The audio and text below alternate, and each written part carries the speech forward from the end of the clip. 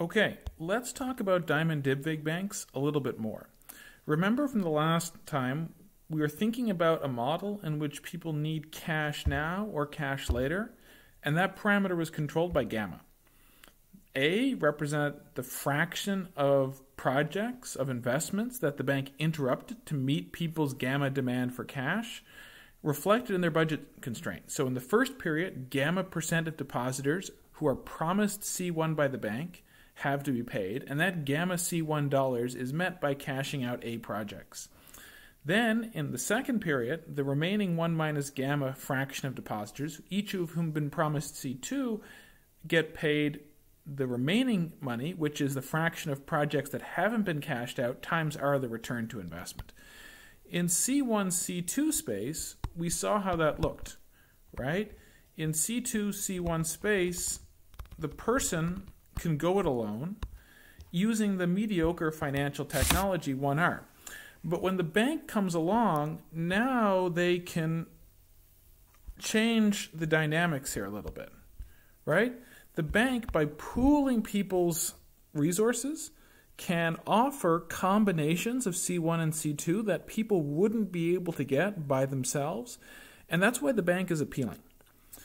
Let's think if we can put some more structure on this. In particular, let's fill out the axis points, right? So if I set A equals to 1, I get C1 is equal to 1 over gamma.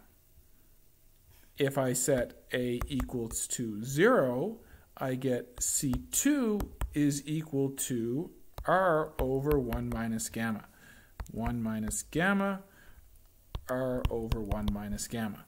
What do those points mean? Well, if the bank goes for a contract where it charges customers 1 unit of deposits and then promises the customers that need it in the first period 1 over gamma and promises customers in the second period absolutely nothing, then they can provide up to 1 over 1 minus gamma units of consumption in the first period.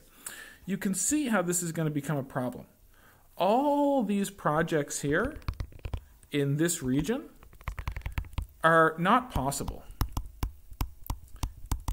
for all, right?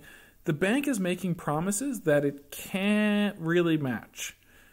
If the bank cashes out all its projects in the first period for everyone, all it can do is provide 1 unit back, right? If everyone cashes out in the first period, there's no way I can get anyone more than 1 unit because the resources aren't there. The only way that I can get anyone more than 1 is if not everyone shows up, right? For example, suppose the optimal contract that depositors choose looks something like that based on their indifference curves.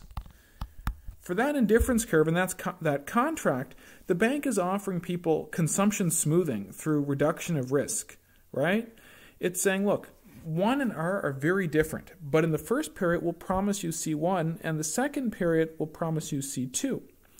But if every single depositor comes looking for money in period 1, problems are going to start to arise because there's no way the bank can meet that. The only way the bank is meeting C1 for gamma fraction is by taking some of the resources from next period's people and transferring them to people in the first period who need cash now. But everyone likes this arrangement, right? Before depositing in the bank, people don't know whether they're going to need cash now or whether they're going to be able to wait.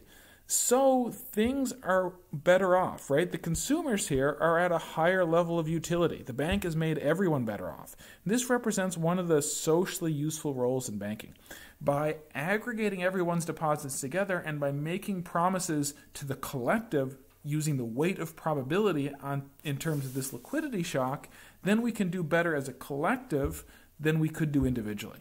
However, this sort of reveals also the fundamental tension of banking, that this C1 promise that we've made to people only works if not everyone takes the bank up on it, right?